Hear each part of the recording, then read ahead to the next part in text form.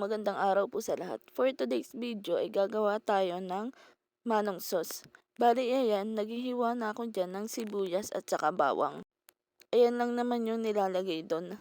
Pipinuhin natin siya. Buti na lang hindi nakakaiyak tong sibuyas.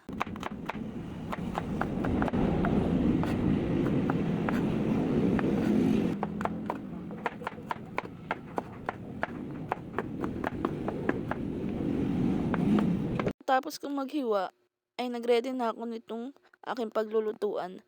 Naglagay lang ako dyan ng 4 cups ng tubig. Tapos ayan, isasama na natin yung sibuyas, bawang. Maglalagay din tayo ng 3/4 cup ng toyo. Saka kalahati lang nung 3/4 cup ng suka. Nag-add na rin tayo ng konting asin, paminta, isang pirasong paminta lang. Mas gusto ko talaga tong pamintang to. Tapos, itong 1/4 na asukal na wash ay kalahati lang nito.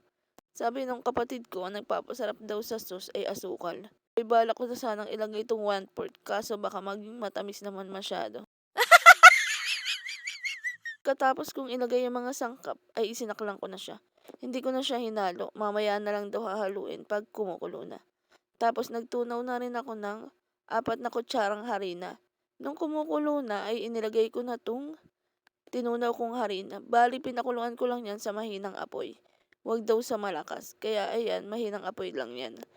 Pagkalagay ko ng tinunaw kong harina ay hinalo-halo ko na siya. Syempre, tinikman na din natin. Tapos ayan, luto na. Thank you.